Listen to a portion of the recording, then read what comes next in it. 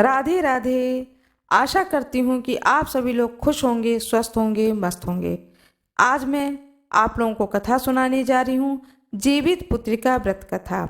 यह व्रत आश्विन मास के कृष्ण पक्ष की अष्टमी तिथि को किया जाता है। इस व्रत को पुत्रवती स्त्रियां पुत्र के जीवन की रक्षा के उद्देश्य से करती हैं।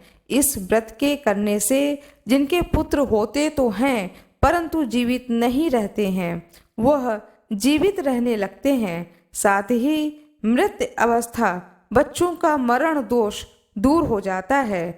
इस व्रत को निर्जल रहकर किया जाता है। पूजा का विधान। व्रत रखने वाली स्त्रियां स्वयं स्नान करके भगवान सूर्य नारायण की मूर्ति को स्नान कराएं और भोग लगाएं तथा आचमन कराकर धूप दीप आदि करें। भोग को प्रसाद के रूप में बांट दें। इस दिन बाजरा और चने से बने पदार्थ भोग में लगाए जाते हैं तथा काटे हुए फल व शाक आदि नहीं खाए जाते हैं और न ही काटने चाहिए। मैं आप लोगों से कहना चाहती हूँ, यदि आप लोगों को मेरा यह वीडियो अच्छा लगे तो कृपया वीडियो को लाइक जरूर कर दीजिएगा और कमेंट बॉक्स में जय सूर्य नारायण भगवान अवश्य लिख दीजिएगा, जिससे कि आप लोगों के भी मनोकामनाओं की पूर्ति हो, संतान आपके घर में हो और जो हो वह लंबी आयु हो, उनकी स्वस्थ रहें बच्चे। अब मैं कथा सुनाने जा रही हूँ। हाथ में चावल और पुष्प अवश्य ले लें। एक समय की बात है जब भगवान श्री कृष्ण द्वारकापुरी में निवास करते थे। उस समय एक ब्राह्मण भी द्वारका में रहता था। उसके 7 पुत्र काल की गाल में बचपन में ही जा चुके थे। इस दशा को देखकर वह ब्राह्मण बहुत दुखी था। एक दिन वह ब्राह्मण भगवान श्री कृष्ण के पास गया और कहने लगा, हे भगवान, आपके राज्य में आपकी कृपा से मेरे 7 पुत्र हुए परंतु कोई भी जीवित नहीं रहा। क्या कारण है? यदि आप अपने राज्य में मुझे सुखी देखना चाहते हैं तो कोई उपाय बताएं। तब भगवान बोले, हे ब्राह्मण, सुनो, इस बार तुम्हारे जो पुत्र होगा उसकी उम्र 30 वर्ष की है। उसकी उम्र बढ़ाने के लिए तुम भगवान सूर्य नारायण की पूजा होने वाले पुत्रजीवी व्रत को धारण करो, तुम्हारे पुत्र की आयु बढ़ेगी। ब्राह्मण ने वैसा ही किया। जब वह सब परिवार हाथ जोड़कर खड़े होकर इस प्रकार विनती कर रहा था भगवान सूर्य से, सूर्य देव विनती सुनो, पाऊं दुख अपार, उम्र बढ़ाओ पुत्र को कहता बारंबार। इस विनती को सुनते ही भगवान सूर्य का रथ वहीं पर रुक गया। ब्राह्मण की विनती को सुनकर भगवान सूर्य अत्यंत प्रसन्न हुए और प्रसन्न होकर के भगवान सूर्य ने अपने गले से एक माला ब्राह्मण पुत्र के गले में डाल दी और आगे चले गए। थोड़ी ही देर में यमराज उस ब्राह्मण पुत्र के प्राण लेने के लिए आए। यमराज को देखकर ब्राह्मण और ब्राह्मणी कृष्ण जी को झूठा कहने लगे। भगवान श्री कृष्ण अपना अनादर जानकर तुरंत सुदर्शन चक्र लेकर आ गए और बोले, इस माला को यमराज के ऊपर डाल दो। इतना कहते ही ब्राह्मण ने उस माला को उठाने लगा। यमराज डर के मारे भाग गए परंतु वहां यमराज की छाया खड़ी रही। उस फूल की माला की छाया के ऊपर फेंक दी, जिसके फलस्वरूप वह छाया शनि के रूप में आकर भगवान श्री कृष्ण से प्रार्थना करने लगी। भगवान श्री कृष्ण को शनि के ऊपर दया आ गई। उसे पीपल के वृक्ष पर रहने के लिए कहा। तब से शनि की छाया पीपल के वृक्ष पर निवास करने लगी। इस प्रकार भगवान श्री कृष्ण ने उस ब्राह्मण के पुत्र की उम्र बढ़ा दी। हे भगवान, जिस तरह से ब्राह्मण के पुत्र की उम्र बढ़ाई उसी तरह से सभी के पुत्रों की उम्र को बढ़ाएं। भगवान सूर्य नारायण की जय हो। भगवान श्री कृष्ण की जय हो। ब्राह्मण देवता की जय हो। इस वर्ष जितिया व्रत जो कि निर्जला रखा जाता है, दिन शुक्रवार 6 अक्टूबर 2023 को रखा जाएगा। इस दिन जितिया व्रत कथा सुनी जाती है। 6 अक्टूबर को निर्जला व्रत रखें और 7 अक्टूबर को पारण करें। जितिया व्रत का शुभ मुहूर्त 6 अक्टूबर 2023 दिन शुक्रवार को पूर्वाह्न 6:34 से आरंभ होगा और 7 अक्टूबर पूर्वाह्न 8:08 बजे तक रहेगा। जितिया व्रत 2023 जितिया व्रत की पौराणिक कथा को सुनाने जा रही हूँ। जितिया और जीवित पुत्रिका दोनों एक ही व्रत है, नाम दो हैं, व्रत एक ही है। जितिया जीवित पुत्रिका की पौराणिक व्रत कथा। मेरा यह वीडियो आप लोगों को अच्छा लगे तो कृपया लाइक करना ना भूलें, लाइक जरूर कर दें। आप अपने हाथ में फूल और चावल ले लें। गंधर्वों के राजकुमार का नाम जिमूतवाहन था। वे बड़े उदार और परोपकारी थे। जिमूतवाहन के पिता ने वृद्धा अवस्था में वानप्रस्थ आश्रम में जाते समय जिमूतवाहन को राज सिंहासन पर बैठाया, किंतु इनका मन राजपाट में नहीं लगा था। वह राज्य का भार अपने भाइयों पर छोड़कर स्वयं वन में पिता की सेवा करने चले गए। वहीं पर उनका मलयवती नामक राजकन्या से विवाह हो गया। एक दिन जब वह भ्रमण करते हुए जिमूतवाहन काफी आगे चले गए तो उन्हें एक वृद्धा विलाप करते हुए दिखी। जिमूतवाहन ने उस वृद्धा से पूछा कि तुम यहाँ पर क्यों रो रही हो? उस वृद्धा ने बताया कि मैं नागवंशी स्त्री हूँ, मुझे एक ही पुत्र है। पक्षी राज गरुड़ के समक्ष नागों ने उन्हें प्रतिदिन भक्षण हेतु एक नाग सौंपने की प्रतिज्ञा की है। आज मेरे पुत्र शंखचूड़ की बलि का दिन है। जिमूतवाहन ने उस वृद्धा को आश्वस्त किया कि डरो मत, मैं तुम्हारे पुत्र के प्राणों की रक्षा करूंगा। आज उसके बदले मैं स्वयं अपने आप को लाल कपड़े में ढककर वध्य शिला पर लेटूंगा।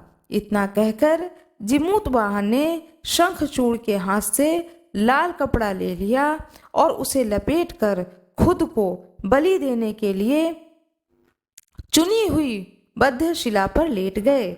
नियत समय पर गरुड़ बड़े वेग से आए और वह लाल कपड़े में ढके हुए जिमूतवाहन को पंजे में दबोचकर पहाड़ के शिखर पर जाकर बैठ गए।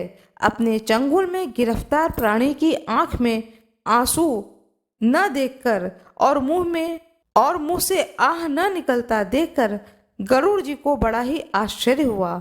उन्होंने जिमूतवाहन से कहा कि उनका क्या परिचय है। जिमूतवाहन ने सारा किस्सा सुनाया। गरुड़ जी ने उनकी बहादुरी और दूसरों की प्राण की रक्षा के लिए स्वयं का बलिदान देने की हिम्मत से बहुत प्रभावित हुए। प्रसन्न होकर गरुड़ जी ने उनको जीवन दान दे दिया तथा नागों की बलि न लेने का वरदान भी दिया। इस प्रकार जिमूतवाहन के अदम्य साहस से नाग जाति की रक्षा हुई और तब से पुत्र की सुरक्षा हेतु जिमूतवाहन की पूजा की प्रथा शुरू हो गई। आश्विन कृष्ण पक्ष अष्टमी के प्रदोष काल में पुत्रवती महिलाएं जिमूतवाहन की पूजा करती हैं। कैलाश पर्वत पर भगवान शंकर माता पार्वती को कथा सुनाते हुए कहते हैं कि आश्विन कृष्ण पक्ष की अष्टमी के दिन उपवास रखकर जो स्त्रियां सायन प्रदोष काल में जिमूतवाहन की पूजा करती हैं तथा कथा सुनती हैं और आचार्य को दक्षिणा देती हैं, वह पुत्रों का पूर्ण सुख प्राप्त करती हैं। व्रत का पारणा दूसरे दिन अष्टमी तिथि की समाप्ति के पश्चात किया जाता है। यह व्रत अपने नाम के अनुरूप फल देने वाला होता है। भगवान शंकर की जय, माता पार्वती की जय, जिमूतवाहन की जय, गरुड़ की जय, नाग देवता की जय। पुत्र की रक्षा के लिए किए जाने वाला यह व्रत जीवित पुत्रिका या जितिया व्रत के नाम से जाना जाता है। इस दिन माताएं अपनी संतान की रक्षा और कुशलता के लिए निर्जला व्रत करती हैं। आप अपने हाथ में पुष्प और अक्षत ले लें। नर्मदा नदी के पास एक कंचनवटी नाम का नगर था। वहाँ के राजा का नाम मलाई केतु था।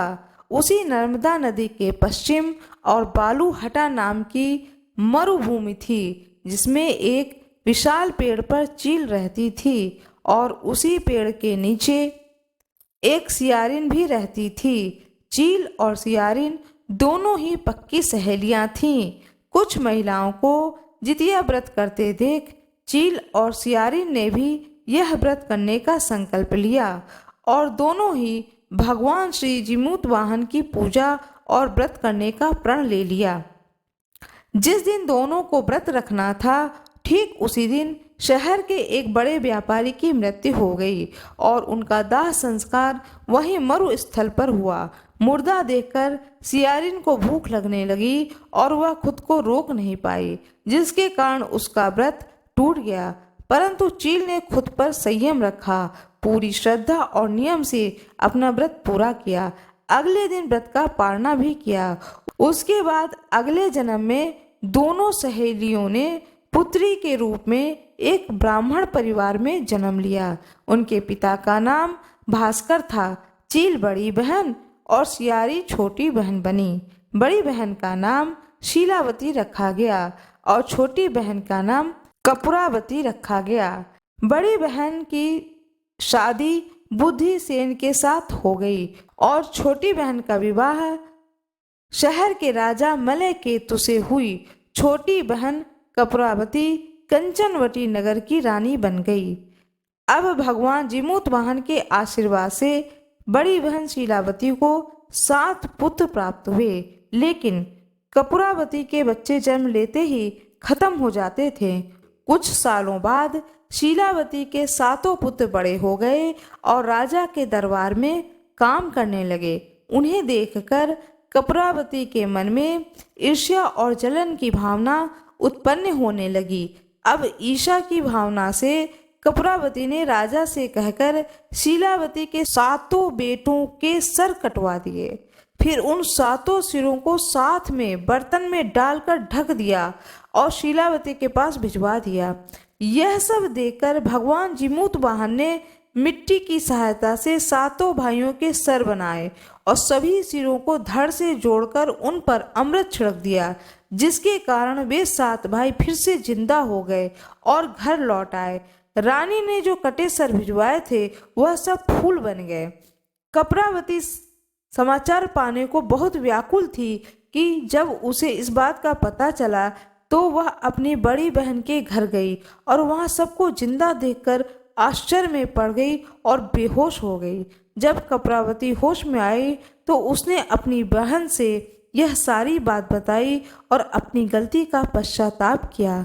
भगवान जीमूत वाहन की कृपा से बड़ी बहन को पूर्व जन्म की सारी बातें याद आ गईं और वह अपनी छोटी बहन को उसी पेड़ के नीचे ले जाकर के पूर्व जन्म की सारी बातें सुनाई, जिसे सुनकर कपूरावती फिर बेहोश हो गई और मर गई। जब राजा तक इस बात की सूचना मिली तो उन्होंने उसी जगह पर पेड़ के नीचे कपूरावती का दाह संस्कार कर दिया। जीमूत वाहन भगवान की जय हो, भगवान सूर्य की जय हो, माता पार्वती और भगवान शंकर की जय हो। जितिया जीवित पुत्रिका व्रत कथा। 2 बहनें थीं जिनका नाम था चूलिया और सियरिया। चूलिया बहुत मेहनती थी और गरीब भी थी। वह मजदूरी करके अपने बच्चों को पालती थी, लेकिन सियरिया गलत आचरण वाली थी, जो हमेशा मौज और ऐश करती थी और चूलिया से जलती भी थी। हर वक्त सियरिया यह सोचती थी कि चूलिया इतना खुश कैसे रहती है। चूलिया की हंसी खुशी सियरिया से सहन नहीं हो पाती थी, जिसके कारण सियरिया चूलिया के संतानों को सताने के कई प्रयास कर चुकी थी। कई बार चूलिया के बच्चों को खत्म करने की कोशिश भी कर चुकी थी, किंतु चूलिया के तपस्या और व्रत के कारण उसके बच्चे हमेशा सुरक्षित बच जाया करते थे। एक दिन सियरिया चूलिया के सभी बच्चों को लेकर जंगल में लकड़ी चुनने के लिए लेकर गई। वहां जंगल में लकड़ी को चुनते चुनते बच्चे थक गए और थोड़ी देर के लिए सो गए। बच्चों को सोता देख सियरिया ने सभी बच्चों का सिर काट दिया और टोकरी में रखकर वापस आ गई। चूलिया को वह टोकरी भेंट में दे दी और कहा कि दीदी, मैं जंगल से आपके लिए नारियल लाई हूँ और बच्चों को खिला देना। चूलिया ने उस टोकरी को उठाकर देखा नहीं और किनारे में रख दिया और अपने बच्चों की प्रतीक्षा करने लगी। जब शाम से रात हो गई और बच्चे वापस नहीं आए तो वह बहुत परेशान हो गई।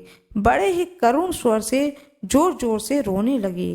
करुणा भरी स्वर को सुनकर भगवान शंकर और पार्वती जी से रहा नहीं गया। उन्होंने माता पार्वती ने महादेव से कहा कि हे प्रभु, कोई दुखियारीन बहुत ही रो रही है। उसके रोने में बहुत दर्द छुपा हुआ है। मुझसे बर्दाश्त नहीं हो पा रहा है। हमें चलकर देखना चाहिए कि कौन रो रहा है और क्यों रो रहा है। तब इस बात पर महादेव जी ने कहा कि यह मृत्युलोक है और यहाँ पर यह सारी साधारण सी बात है। लेकिन पार्वती जी के हठ के कारण महादेव जी उनके सामने झुक गए और चूलिया के पास आकर उसके रोने का कारण पूछने लगे। महादेव जी के पूछने पर चूलिया ने अपने रोने का कारण विस्तार से बता दिया। शंकर जी ने जब ध्यान लगाया तो उन्होंने चूलिया के बच्चों को जंगल में मृत पाया, जिसके बाद शंकर जी ने पार्वती जी को अनुरोध किया और बच्चों को पुनर्जीवित कर दिया। बच्चे नींद से उठकर मौसी को ढूंढ रहे थे, किंतु मौसी वहां नहीं थीं। बच्चे डरकर घर आ गए और मौसी के सारे कार्य माँ के सामने बता दिए। यह बात सुनकर चूलिया सियारिन के पास जाकर लड़ने लगी कि तुमने मेरे बच्चों को जंगल में क्यों अकेला छोड़ आई। दोनों बहनों में लड़ाई शुरू हो गई और यह लड़ाई 7 दिन 7 रात तक चलती रही, किंतु इस लड़ाई का कोई हल नहीं निकला। जिसके बाद दोनों ने उस जंगल में एक तपस्वी को घटना सुनाई। घटना को सुनने के बाद तपस्वी ने दोनों को आदेश दिया कि तुम दोनों जाकर पास में खेल रहे बच्चों को बाल से पकड़कर घसीटते हुए मेरे पास ले आओ। इसके बाद मैं निर्णय करूंगा। चूलिया बच्चों की माँ थी, उससे बच्चों की पीड़ा देखी नहीं जा सकी। उसने महात्मा के वचनों का पालन नहीं किया, लेकिन सियरिया दौड़ती हुई गई और खेलते हुए बच्चों को बाल से पकड़कर खींच कर ले आई। जिसके बाद तपस्वी ने सियरिया को यह श्राप दिया कि हर जन्म में इसी प्रकार तू सदैव जलती रहेगी और दुखी होती रहेगी। जो महिला किसी बच्चे की पीड़ा और माँ की ममता को नहीं जानती, जीवन भर धरती पर दुख भोगने के अलावा और कुछ नहीं कर पाएगी। भगवान शंकर की जय हो, माता पार्वती की जय हो, भगवान सूर्य की जय हो, गणेश भगवान की जय हो। मेरा यह वीडियो आप लोगों को अच्छा लगा हो तो कृपया इसे लाइक कर दीजिएगा। कमेंट बॉक्स में जय सूर्य नारायण भगवान अवश्य लिखिएगा। जितिया व्रत कथा, हाथ में फूल और चावल ले लें। 2 बहनें थीं, एक का नाम सुखिया था और दूसरे का नाम दुखिया था। दोनों का भाग्य उनके नाम जैसा ही था। दुखिया गरीब भी थी और बहुत दुखी रहती थी। सुखिया अमीर थी और हमेशा सुखी रहती थी। दोनों एक ही गांव में रहती थीं। दुखिया सुखिया के घर में काम करती थी, साफ सफाई करती थी, खाना बनाती थी। जो खाना बच जाता था वह खाना सुखिया दुखिया को दे देती थी। इसी तरह दुखिया का घर चलता था। समय बीतता गया। दोनों के बच्चे थे। सुखिया को 2 पुत्र थे और दुखिया को भी 2 पुत्र थे। जब जितिया का व्रत आया तो दोनों बहनें जितिया का व्रत रखी थीं। व्रत के दिन दुखिया ने सुखिया के घर जाकर जो चावल फटका, चावल को साफ किया, उसमें से जो खुर्दी निकला वह अपने लिए रख ली और साफ चावल सुखिया को दे दिया। जिस साग को चुनी, पत्तियों को डंठल से अलग कर दिया। बढ़िया वाला साग सुखिया के लिए रख दिया और जो डंठल था वह अपने लिए रख ली। जब दुखिया ने सुखिया के घर सारा खाना बना दिया और अपने घर चावल की खुर्दी और साग की डंठल लेकर गई, खाना बनाने गई। खुर्दी का चावल और साग की डंठल बनाकर वह खाना अपने बच्चों को खिलाई और खुद भी खाई। उसके बाद वह दुखिया सोने चली गई। आधी रात में एक बूढ़ी औरत उसके घर पर आकर दरवाजा खटखटाती है। तब दुखिया पूछती है कि कौन है। तब बूढ़ी बोलती है कि हे बेटा, हम हैं। दुखिया ने उठकर फाटक खोला और पूछती है, अम्मा, आपको क्या चाहिए? इतनी रात में आप यहाँ किस लिए आई हो? बूढ़ी बोलती है, बेटा, मुझे बहुत जोरों की भूख लगी है, कुछ खाने को दे दो। दुखिया उसे घर के अंदर ले जाती है और कहती है कि हम लोग बहुत गरीब हैं। आज मैंने खुर्दी का चावल और साग की डंठल बनाया है, क्या आप खाएंगी?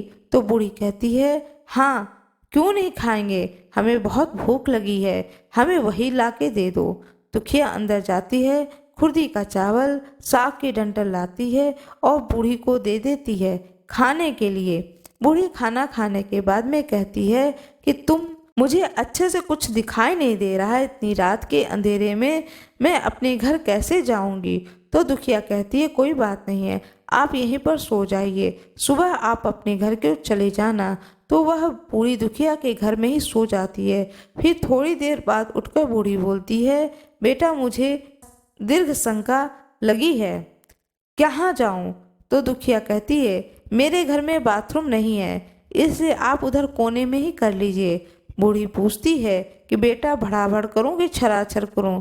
दुखिया नींद में थी तो वह बोली, माताजी, भड़भड़ कर दो, मैं सुबह साफ कर दूंगी। फिर थोड़ी देर बाद बूढ़ी पूछती है, बेटा, मैंने अपना हाथ कहाँ साफ करूं?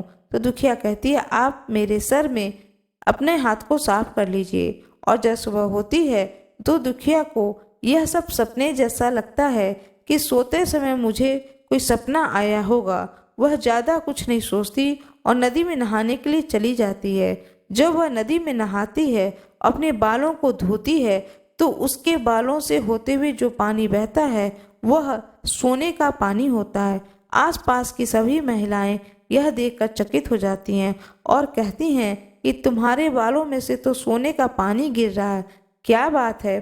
फिर उसे रात की सारी बात याद आती है। वह दौड़कर अपने घर की ओर भागती है, यह सोचकर कि उसका घर दीर्घ शंका से गंदा हुआ होगा, पहले उसको साफ करना होगा।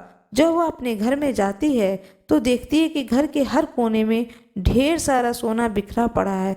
यह सब देखकर दुखिया बहुत खुश हो जाती है और सोचती है, जिमूत वाहन की कृपा है, यह सब जो माता का रूप धारण करके मेरे घर आए और मुझे इतना आशीर्वाद दिया। अब दुखिया अमीर हो जाती है और सुखिया के घर पर काम करना बंद कर देती है। दुखिया जब अपना व्रत पूरा करती है तो अपने पुत्र से कहती है कि जाओ, मौसी के घर से तराजू लेकर आओ, यह नापने के लिए कि यह सोना कितना है।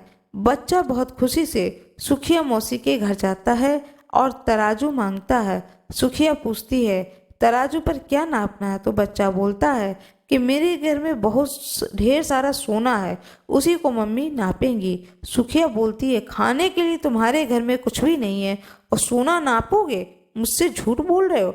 बच्चा कहता है, नहीं, मैं झूठ नहीं बोल रहा हूँ। सुखिया सोचती है, जब तराजू मांगा है तो कुछ न कुछ तो जरूर ही तौला जाएगा, इसलिए वह तराजू के पीछे गोंद लगा देती है कि जो भी तौला जाएगा वह थोड़ा सा इसमें चिपक जाएगा। दुखिया जब तराजू पर सोना तौलती है तो कुछ सोने का टुकड़ा उस बूंद में चिपक जाता है।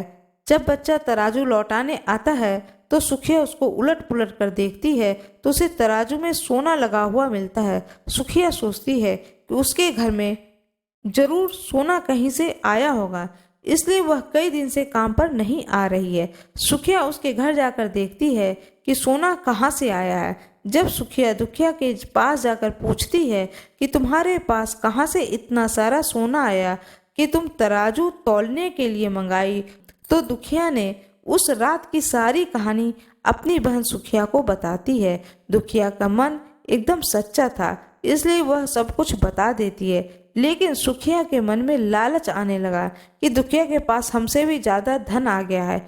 अब अगले जितिया में मैं भी खुर्दी का चावल और साग की डंठल बनाऊंगी।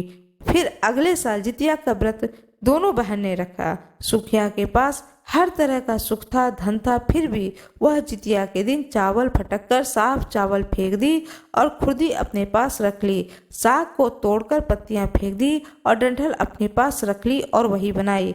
खा पीकर पूजा पाठ करके सोने चली गई। फिर आधी रात को उसके घर भी वह बूढ़ी माता आई और दरवाजा खटखटाती हैं। सुखिया उनका इंतजार कर रही होती है। वह तुरंत दरवाजा खोलकर बूढ़ी को अपने घर के अंदर ले जाती हैं। बूढ़ी माता बोलती हैं कि मुझे बहुत भूख लगी है, कुछ खाने को दे दो। तो सुखिया कहती है, मैंने खुर्दी का चावल और डंठल का साग बनाया है। तो बूढ़ी माता बोलती हैं, कोई बात नहीं है, मैं उसे ही खा लूंगी। तो सुखिया परोस देती है। सुखिया खाना खिलाने के बाद में सोने चली जाती है। तब बूढ़ी माता बोलती हैं कि मैं घर नहीं जा सकती क्योंकि मुझे दिखाई नहीं देता है। तो सुखिया कहती है, कोई बात नहीं है, आप यहीं सो जाओ। थोड़ी देर बाद बूढ़ी माता फिर बोलती हैं कि मुझे दीर्घ शंका आने लगी है, बताओ मैं कहाँ करूं। तो सुखिया कहती है, वहीं कोने में कर लीजिए। फिर थोड़ी देर बाद बूढ़ी माता पूछती हैं कि भर भर करूं कि छर छर। इसमें सुखिया को याद नहीं आता है कि दुखिया ने क्या बोला था। तो सुखिया बोली, माँ छर छर कर दीजिए। फिर बूढ़ी पूछती हैं कि बेटा मैं अपने हाथ कहाँ साफ करूं। सुखिया कहती है, मेरे सर में साफ कर लीजिए। बूढ़ी माता अपने हाथ सुखिया के सर में साफ कर लेती हैं। जब सुखिया सुबह उठती है तो उसका पूरा घर गंदगी से भरा होता है। उसके बाल में से बहुत ही गंदी बदबू आ रही होती है। यह सब देखकर सुखिया बहुत दुखी हो जाती है और उसे बहुत गुस्सा आता है कि वह अपनी बहन दुखिया को बुलाती है और उसको गुस्सा करती है कि तुमने हमसे झूठ कहा, मेरा पूरा घर गंदा करवा दिया। तो दुखिया पूछती है कि तुमने क्या कहा था, भर भर या छर छर। तो सुखिया कहती है कि मैं तो छर छर बोली। तो दुखिया कहती है, यही तो तुम गलती कर दी, तुम्हारे पास सब कुछ था, किसी चीज की कमी नहीं थी, तुमने लालच किया, मेरे पास तो कुछ भी नहीं था, तुम्हारे पास तो सब कुछ था। तुम्हारे घर में जीत मन बाबा वेश बदल कर आए, लेकिन फिर भी तुमने अच्छा खाना नहीं परोसा। मेरे घर तो कुछ भी नहीं था, मैंने उन्हें खुर्दी का चावल और साग का डंठल परोसा। जो तुमने अपने घर आए भगवान का अपमान किया। सब कुछ रहते हुए भी तुमने साग और भात खिलाया। तुम्हारे पास सब कुछ होते हुए भी तुम्हें लालच नहीं करना चाहिए था, इसलिए तुम्हारे साथ में बुरा हुआ। इसलिए कहा जाता है कि जो कोई भी घर में आपके घर मेहमान आए उनको अच्छा खाना दीजिए। कब किस रूप में कौन ईश्वर के रूप में आपके घर में आया है यह इंसान को पता नहीं चलता है। इसलिए जो भी घर में मेहमान है उसे अच्छा भोजन कराना चाहिए। भगवान शंकर की जय हो, माता पार्वती की जय हो, भगवान सूर्य की जय हो। अब मैं आप लोगों को कथा सुनाने जा रही हूँ। हाथ में पुष्प और अक्षत ले लें। महाभारत के युद्ध में जब अश्वत्थामा ने अपने पिता की मृत्यु से बहुत दुखी थे और अपने पिता की मृत्यु का बदला लेना चाहते थे, जिसके कारण वह पांडवों के शिविर में घुस गए। शिविर में उस समय 5 लोग एक साथ सो रहे थे, जिसके कारण अश्वत्थामा ने उनको 5 पांडव समझकर खत्म कर दिया, उनका वध कर दिया। यह माना गया कि सभी पुत्र द्रौपदी के 5 पुत्र थे, जिसके बाद अर्जुन ने अश्वत्थामा को बंदी बना लिया और उनकी दिव्य मणि भी छीन ली, जिसके कारण अश्वत्थामा ने क्रोध में आकर अभिमन्यु के पत्नी के गर्भ में पल रहे शिशु को भी ब्रह्मास्त्र के द्वारा मार डाला। जिसके बाद भगवान श्री कृष्ण ने अपने पुण्य के प्रभाव से उत्तरा के गर्भ में अजन्मी संतान को ब्रह्मास्त्र से रक्षा करी। भगवान श्री कृष्ण के कृपा से इस पुत्र का नाम जीवित पुत्रिका का नाम दिया गया। उत्तरा के पुत्र का नाम परीक्षित पड़ा, जिसकी रक्षा स्वयं भगवान श्री कृष्ण ने की। गर्भ में उस शिशु को भगवान श्री कृष्ण ने गर्भ में ही जीवित कर दिया और जब उत्तरा का संतान जन्म लिया तो वह जीवित अवस्था में जन्म लिया। इसलिए इस संतान का नाम सभी लोगों ने परीक्षित रखा। अपने पुत्र को पा करके उत्तरा ने जितिया व्रत को धारण किया। तब से लेकर आज तक संतान की लंबी आयु के लिए और उनकी मंगल कामना के लिए हर साल माताएं जितिया व्रत या जीवित पुत्रिका व्रत रखती हैं और यह परंपरा आज भी उसी समय काल से चली आ रही है और उसी विधि विधान से की जाती है। यदि मेरा यह वीडियो आप लोगों को अच्छा लगा हो तो कृपया वीडियो को लाइक जरूर कर दीजिएगा। कमेंट बॉक्स में सूर्य नारायण भगवान की जय हो अवश्य लिख दीजिएगा। इससे आपके संतान की आयु लंबी होगी और वह बच्चे स्वस्थ रहेंगे। भगवान शंकर की जय हो, माता पार्वती की जय हो, भगवान सूर्य की जय हो, भगवान श्री कृष्ण की जय हो। कमेंट बॉक्स में कृष्ण भगवान की जय हो, राधा कृष्ण की जय हो अवश्य लिख दीजिएगा। मेरा यह वीडियो आप लोगों को पसंद आया हो तो कृपया वीडियो को लाइक कर दीजिएगा। कमेंट बॉक्स में सूर्य नारायण भगवान की जय हो अवश्य लिखिएगा। इससे आपके संतान की आयु लंबी होगी और बच्चे स्वस्थ रहेंगे। चैनल को सब्सक्राइब कर दीजिएगा, बेल आइकन दबाना ना भूलिएगा। धन्यवाद।